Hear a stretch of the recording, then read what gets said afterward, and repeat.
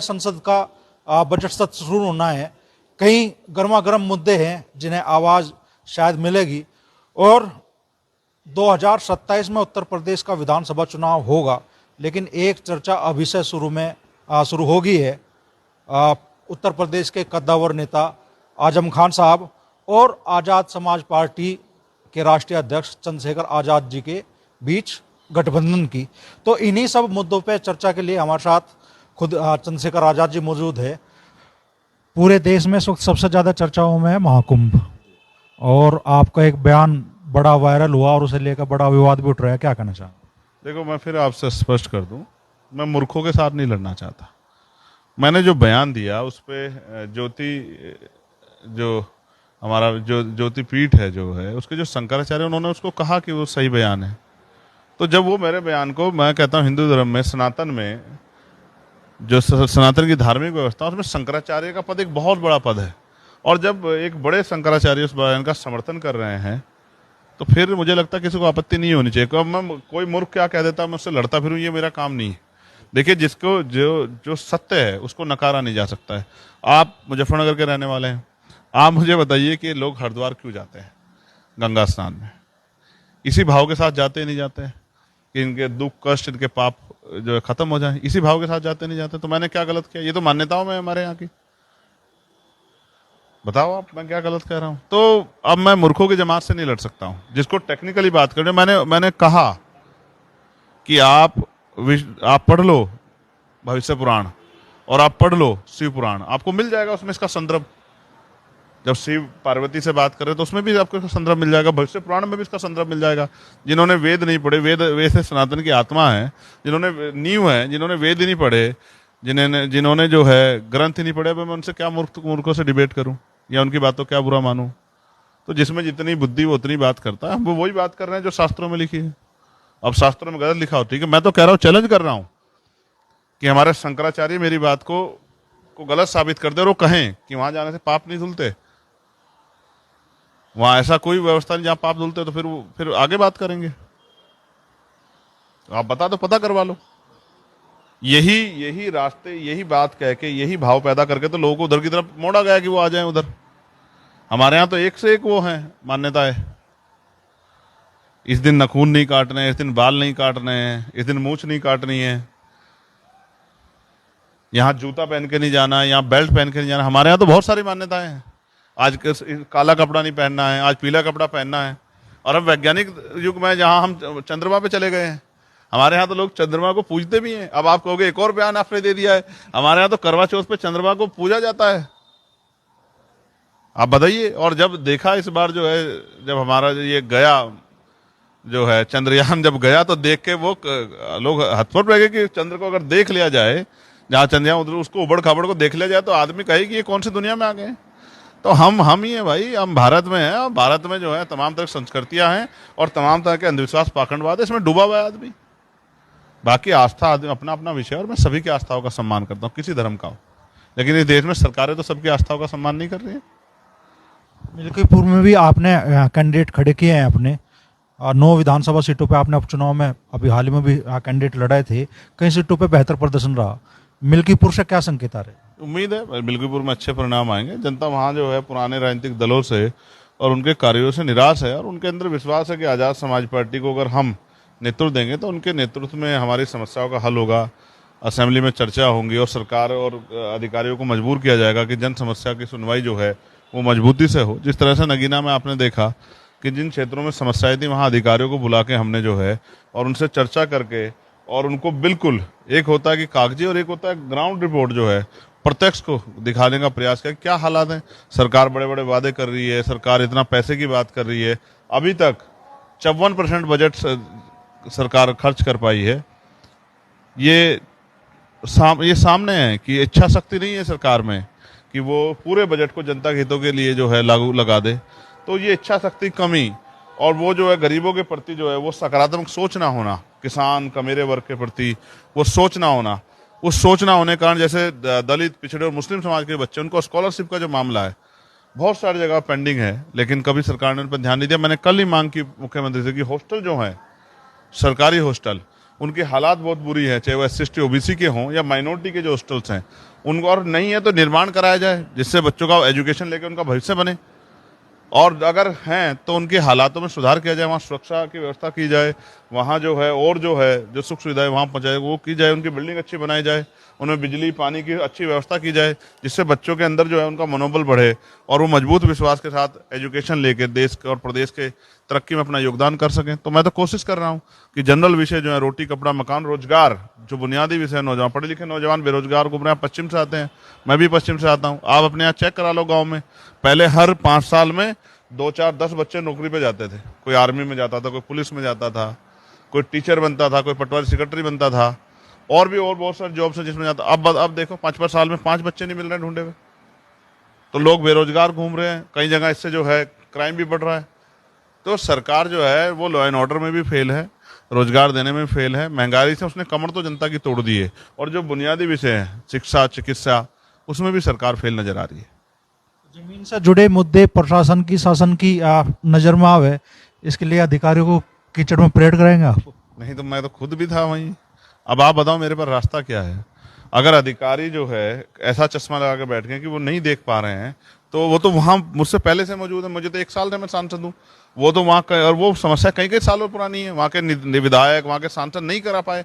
अब मैं चंद्रशेखर आजाद, मेरी जिम्मेदारी बनती है कि मैं उनका हल निकालूं, तो मैं क्या गलत कर रहा हूँ? भाई हम तनख्वाह नहीं लेते क्या? मुझे भी तनख्वाह मिलती है, इसी जनता के पैसे उन अधिकारी को मिलती है, और हम सब लोग ये कह रहे हैं कि हम बदलाव करेंगे, काम करके दिखाएंगे। तो जब सरकार, मुख्यमंत्री ने अभी एक अखबार में स्टेटमेंट दिया कि सांसद और विधायक अपने क्षेत्रों को काम दे दें, अब 10-10 7-7 साल की सरकारें हो गई, अब तक रोड नहीं बना पाए, तो क्या करोगे? स्कूल के हालात देखो, मैंने लेटर लिखा है, जर्जर हो रहे हैं भवन, कोई पूछने वाला नहीं, कब कहाँ कोई भवन गिर जाए और बच्चों की जान चली जाए कोई पूछने वाला नहीं है। तो मैं तो चिंता कर रहा हूँ लोगों की, मैं तो चिंता कर रहा हूँ उत्तर प्रदेश की बेटियों की, जिनके सम्मान की सुरक्षा हो, जिनकी रक्षा हो, जिनका सशक्तिकरण हो। क्या बुरा कर रहा हूँ? अब जब मैं अपने विषयों पर बात करता हूँ तो फिर वो इधर उधर की बात करने लग जाता है, तो मैं क्या करूँ? बजट सत्र जल्द शुरू होने वाला है, तो चंद्रशेखर आजाद एक रिकॉर्ड बनाने की तरफ आप बढ़ रहे हैं कि साहब धड़ सवाल दे सवाल दे सवाल, तो इस बार इस संसद सत्र में आप किन मुद्दों का आवाज देने वाले? देखो, जिस क्षेत्र से मैं आया हूँ वहाँ हमारे क्षेत्र में बहुत बड़े बड़े नेता दिए इस क्षेत्र ने, जैसे हमारे पूर्व प्रधानमंत्री और हमारे आदर्श चौधरी चरण सिंह जी, जैसे पूर्व MP जगपाल साहब, वैसे ही हमारे कई बड़े नेता, काजी रशीद मसूद साहब, कई बड़े नेता हमारे उस क्षेत्र में हुए हैं। और ये जो पूरी बेल्ट है, BP मौर्य जी और तमाम बड़े नेता, तो अगर हम जैसे लोग भी सवाल नहीं पूछेंगे तो कौन पूछेगा? हम लोग इसलिए सवाल पूछते हैं कि सरकार, जो जनहित के मुद्दे हैं उन पर सरकार का ध्यान आकर्षित हो, क्योंकि बहुत सारे ऐसे मुद्दे जिसको सरकार देखना नहीं चाहती है।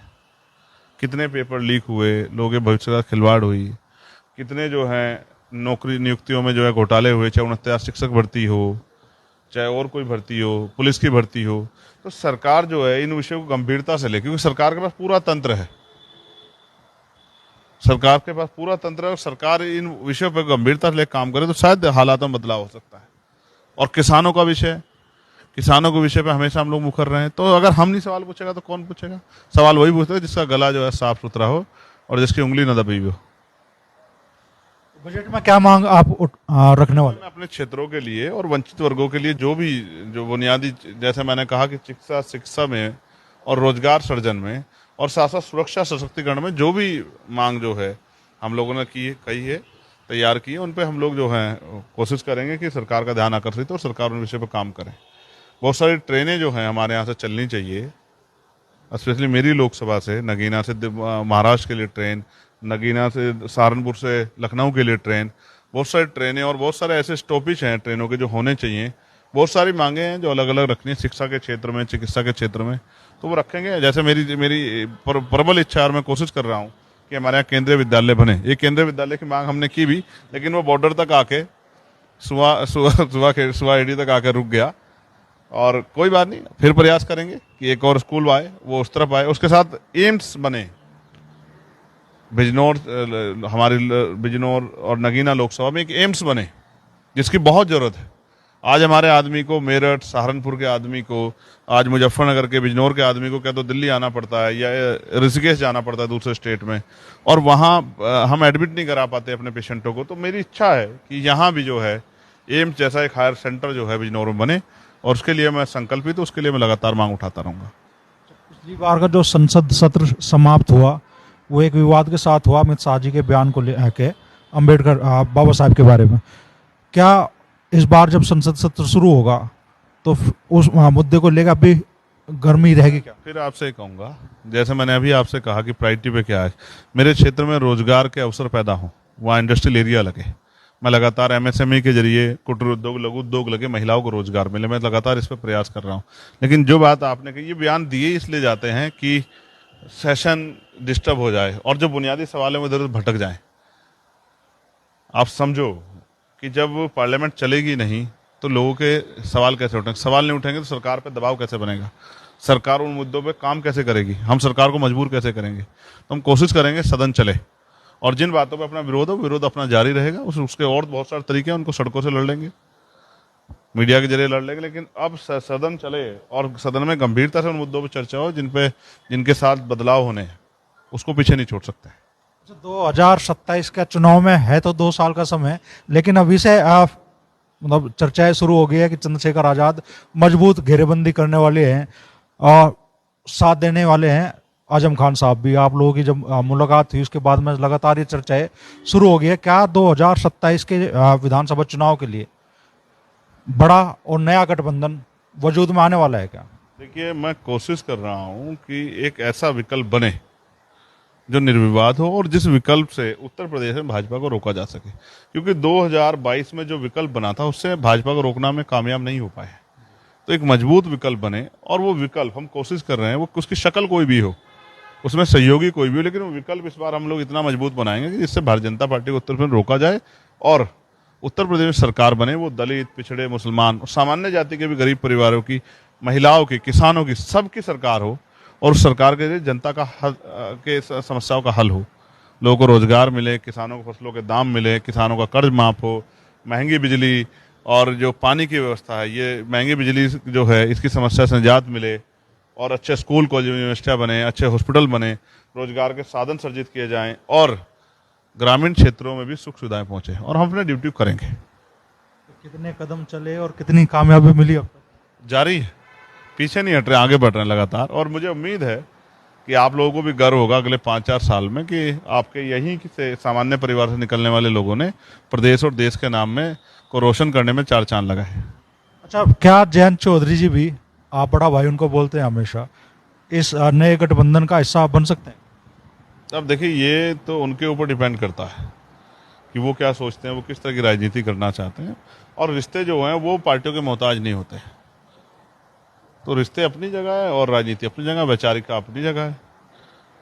जैसे बहुत सारे लोग धर्म की राजनीति कर रहे हैं, मैं नहीं करता, मैं नहीं जाना चाहता उस पर। मैं रोटी कपड़ा मकान की राजनीति करना चाहता हूँ, सामाजिक न्याय की राजनीति करना चाहता हूँ। लोगों पे जो जुल्म हो रहा है, एट्रोसिटी, और उनको वो खत्म हो जाए और लोग मानव मानव एक समान के नारे पे आ जाए, मैं तो उसकी तरफ को बढ़ रहा हूँ। तो सबकी अपनी अपनी राजनीति। अब जैन जी किस तरह से आगे बढ़ना चाहते हैं, ये फैसले उनको लेने। तो जोड़ने की तो कोशिश रहेगी आपकी? मैं तो सभी को जोड़ना चाहता हूँ, जो भी बिखरे में सभी को जोड़ के, और जो अच्छी सोच के लोग हैं उनको आगे बढ़ने का, वो आगे बढ़ के जो है प्रदेश का नेतृत्व करें। मैं तो ऐसी कोशिश करूंगा। अच्छा, 2027 के विधानसभा चुनाव में क्या लग रहा है कि अखिलेश यादव इस बार आप लोगों के लिए दरवाजे खुलेंगे, गठबंधन के लिए हाथ बढ़ाओगे? तो हम अपना काम करेंगे, और मैंने आपसे कहा कौन दरवाजे खोले कौन बंद करेगा जनता तय करेगी, ये आप और मैं नहीं तय कर सकते। तो हर मुद्दे पे पूरी बेबाकी के साथ चंद्रशेखर आजाद जी ने अपनी राय रखी। दिल्ली विधानसभा में तो पार्टी ने ताल ठोक दी है, लेकिन चंद्रशेखर आजाद की कोशिश है कि 2027 में होने वाले विधानसभा चुनाव के लिए एक मजबूत गठबंधन वजूद में आए।